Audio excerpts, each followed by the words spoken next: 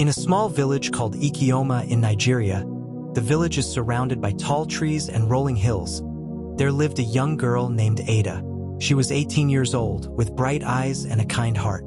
After losing her parents at a young age, Ada was sent to live with her Uncle Okechukwu. Her parents had trusted him to care for her, but he turned out to be a selfish and cruel man. Instead of treating Ada like family, Uncle Okechukwu made her life miserable.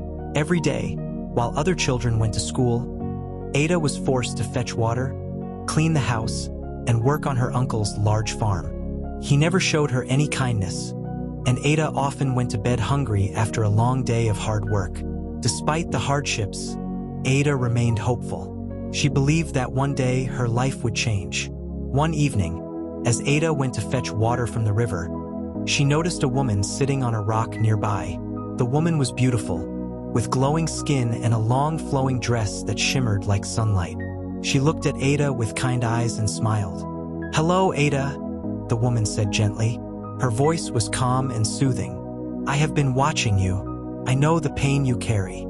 Ada was startled. "Who are you?" she asked, clutching her water pot tightly. "I am a messenger from your ancestors," the woman replied. "I have come to help you reclaim what is rightfully yours." Ada's heart raced. "What do you mean? What is mine?" The woman sighed and said, "Your parents left behind a golden calabash. It is no ordinary object. It carries their blessings and would have given you a life of happiness and prosperity. But your uncle, Okechukwu, took it after their death and hid it deep in the forest. He kept it from you so he could control you and use you as a servant. It is time to take it back." Ada's eyes filled with tears. "How can I do that? My uncle is powerful, and the forest is dangerous." The woman placed a comforting hand on Ada's shoulder. "You are stronger than you know, Ada. Follow me tonight and I will guide you. But you must be brave."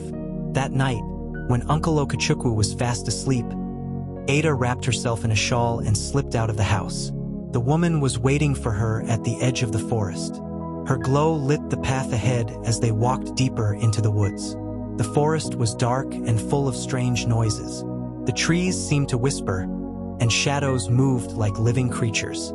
Ada clutched the woman's hand tightly, but the woman reassured her, "Do not be afraid. Trust me." After a long walk, they arrived at a cave hidden behind a waterfall. The sound of rushing water filled the air, but inside the cave, it was eerily quiet. At the center of the cave, Ada saw the golden calabash.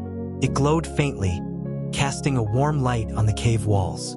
Ada stepped forward to take it, but a deep growl stopped her in her tracks. From the shadows emerged a massive leopard with fiery eyes. It snarled, blocking her path. Ada froze, her heart pounding. "I can't do this," she whispered. "You can," the woman said firmly. "This is your test, Ada. Be brave and face your fears." Looking around, Ada spotted a long stick near the cave wall. She picked it up, gripping it tightly.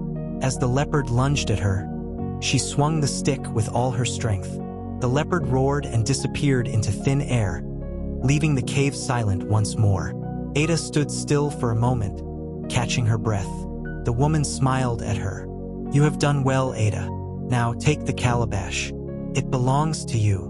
Ada picked up the golden calabash, feeling its warmth in her hands. She followed the woman out of the cave, the first rays of dawn lighting their path back to the village. When they reached her home, the woman said, "Place the calabash on the table. It will reveal the truth." Ada did as she was told. The moment the calabash touched the table, it began to glow brightly. The light was so intense that it woke Uncle Okechukwu and drew the attention of the villagers. They gathered outside the house, curious about the strange glow. Images appeared inside the calabash, showing Ada's parents and their love for her. Then it revealed how Uncle Okari had taken the calabash after their death, hiding it and forcing Ada into a life of servitude. The villagers were shocked and angry. "You have betrayed your own niece," they shouted at Uncle Okechukwu. The village elders, who had great respect for truth and justice, decreed that Uncle Okechukwu must leave the village immediately. They also ordered him to return everything he had taken from Ada. With the help of the villagers, Ada rebuilt her parents' home and started a new life. The golden calabash remained with her, a symbol of her parents' blessings and the courage she had shown. The woman, her mission complete, smiled at Ada one last time. "You are free now, Ada. Remember, you are stronger than you think." As the woman disappeared into the morning light, Ada felt a deep sense of peace. She was no longer a frightened girl, but a brave young woman who had reclaimed her life. From that day on, Ada lived a life of happiness and hope. She became an inspiration to others in the village, proving that even in the face of darkness, courage and truth could bring light. Thank you for watching. Please subscribe to our channel.